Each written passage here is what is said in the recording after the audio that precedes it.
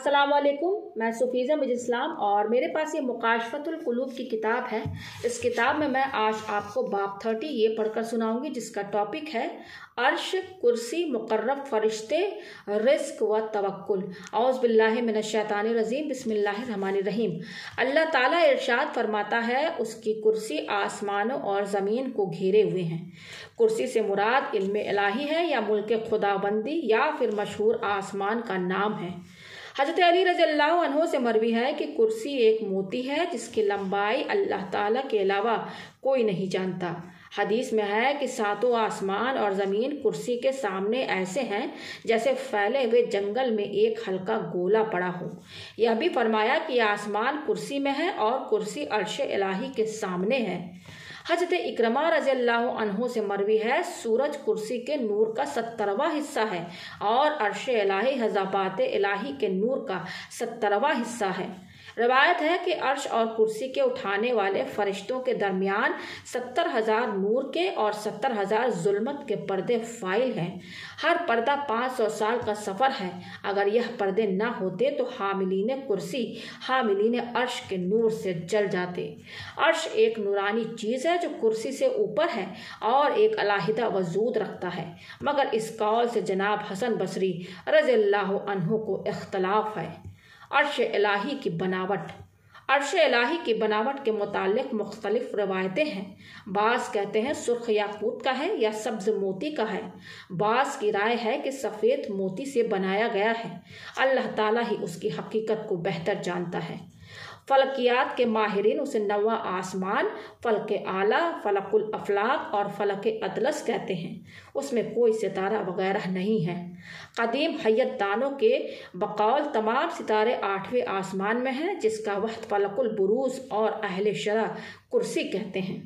अर्श इलाही मखलूक़ात की छत है। कोई चीज़ उसके दायरे से बाहर नहीं निकल सकती। वह बंदों के इल्म व इदराक और मतलूब की इंतहा है। अल्लाह ताला ने उसे अजीम करार दिया है। चुनांचे फरमाने इलाही है, बस अगर वह फिर जाए तो कहिए कि मुझे अल्लाह काफ़ी है, उसके सिवा कोई माबूद नहीं, उसी पर मेरा भरोसा है और वह अर्श अजीम का मालिक है। हुज़ूर पाक सल्लल्लाहु अलैहि वसल्लम का नामी तौरेत में मुतवक्किल था, और क्यों न होता। आपसे बढ़कर मारिफत खुदाबंदी का इल्म अवाला और कौन है। आप मुवहिदीन के सरदार और आरिफीन कामिलीन के रहनुमा हैं। तवक्कुल की हकीकत आप पर दिन के उजाले की तरह जाहिर थी। तवक्कुल की हकीकत। तवक्कुल का मतलब यह नहीं कि असबाब से नज़र फेर ली जाए जैसा कि कुछ लोगों का ख्याल है, बल्कि तवक्कुल असबाब के साथ साथ होता है। हुज़ूर पाक सल्लल्लाहु अलैहि वसल्लम से एक बदवी ने पूछा, मैं ऊँट का पैर बांधकर या खुला छोड़कर तवक्कुल करूँ? आपने फरमाया, ऊँट का पाँव बांध दे और तवक्कुल कर अल्लाह पर। फरमाने नबवी है कि अगर तुम अल्लाह पर तवक्कुल करने की हकीकत को पा लेते तो अल्लाह ताला तुम्हें परिंदों की तरह रोज़ी देता, जो सुबह भूखे उठते हैं और शाम को पेट भरे होते हैं।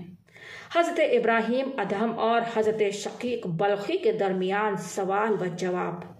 हज़रत इब्राहीम बिन अदहम और हज़रत शकीक बल्खी रहमतुल्लाह अलैह की मक्का मुअज़्ज़मा में मुलाकात हुई।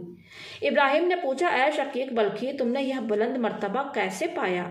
जनाब शकीक ने जवाब दिया कि एक मर्तबा मेरा एक जंगल से गुजर हुआ।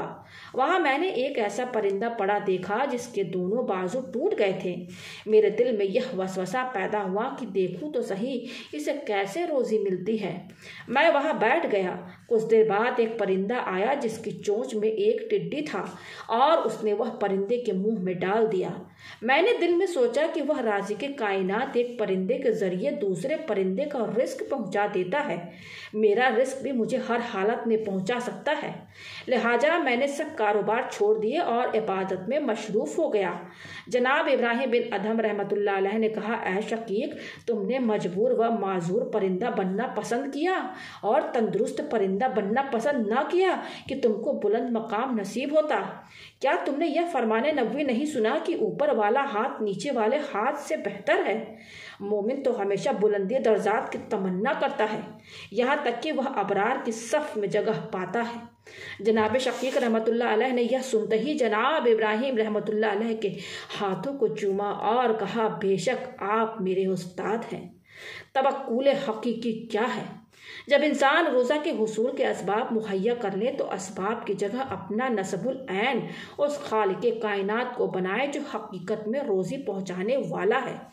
سائل جو کشکول لے کر غداغری کرتا رہتا ہے وہ کشکول کو نہیں بلکہ ہمیشہ دینے والے سخی کی طرف متوجہ رہتا ہے۔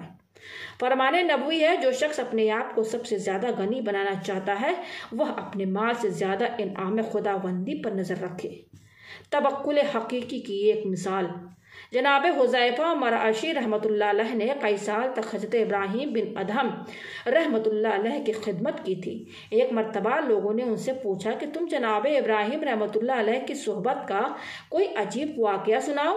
انہوں نے کہا کہ ایک بار ہم مکہ معظمہ کی طرف جا رہے تھے، راستے میں ہمارا خرچ ختم ہو گیا، ہم کوفہ کی ایک ویران مسجد میں ٹھہر گئے۔ جناب ابراہیم نے مجھے دیکھ کر فرمایا تم بھوک سے نڈھال نظر آتے ہو۔ میں نے کہا ہاں مجھے بہت تیز بھوک لگ رہی ہے۔ آپ نے مجھ سے قلم دوات منگوائی اور کاغذ پر بسم اللہ کے بعد لکھا ہر حالت میں اے رب ذوالجلال تو ہی ہمارا مقصود اور ہر کام میں تو ہی ملجا ہے۔ پھر یہ اشعار لکھے، میں تیری حمد کرنے والا، شکر کرنے والا اور ذکر کرنے والا ہوں، میں بھوکا پریشان حال اور بے لباس ہوں۔ اے اللہ 3 باتوں کا میں ضامن ہوں اور باقی 3 کی ضمانت تو قبول فرما لے۔ تیرے سوا کسی اور کی ثنا میرے لیے آگ سے کم نہیں ہے، اپنے بندے کو اس آگ سے بچا لے۔ اور مجھ سے فرمایا دل میں کسی غیر کا خیال نہ لانا، جو آدمی تمہیں سب سے پہلے نظر آئے یہ رکا پرچی دے دینا۔ سب سے پہلا شخص جو مجھے ملا وہ ایک کھچر سوار تھا، میں نے وہ رکا اس کو دے دیا۔ اس نے پڑھا اور رونے لگا، پوچھا اس رکا کا لکھنے والا کہاں ہے؟ میں نے کہا فلاں ویران مسجد میں بیٹھا ہے۔ یہ سنتے ہی اس نے مجھے ایک تھیلی دی جس میں 600 دینار تھے۔ بعد میں مجھے ایک اور شخص ملا، میں نے اس سے کھچر سوار کے بارے میں پوچھا تو اس نے کہا کہ وہ نصرانی تھا۔ میں نے واپس آ کر جناب ابراہیم بن ادہم رحمۃ اللہ علیہ کو سارا واقعہ کہہ سنایا۔ آپ نے فرمایا ذرا ٹھہرو وہ ابھی آ جائے گا۔ کچھ دیر کے بعد وہ نصرانی آ گیا اور جناب ابراہیم کے سر کو چومنے لگا اور مسلمان ہو گیا۔ لا حول ولا قوت الا باللہ کی ایک طاقت۔ حضرت ابن عباس رضی اللہ عنہما سے مروی ہے کہ اللہ تعالیٰ نے حاملین عرش فرشتوں کو پیدا فرمایا اور انہیں عرش کو اٹھانے کا حکم دیا مگر وہ نہ اٹھا سکے۔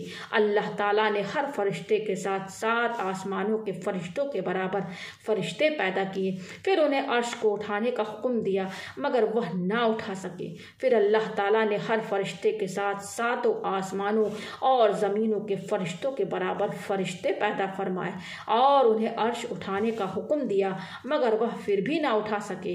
تب اللہ تعالیٰ نے فرمایا تم لا حول ولا قوت الا باللہ کہو۔ جب انہوں نے یہ کہا تو عرش الہی کو اٹھا لیا گیا مگر ان کے قدم 7ویں زمین پر ہوا پر جم گئے۔ جب انہوں نے محسوس کیا کہ ہمارے قدم ہوا پر ہیں اور نیچے کوئی ٹھوس چیز موجود نہیں ہے تو انہوں نے عرش الہی کو مضبوطی سے تھام لیا اور لا حول ولا قوت الا باللہ پڑھنے میں محو ہو گئے تاکہ وہ انتہائی پستیوں پر گرنے سے محفوظ رہیں۔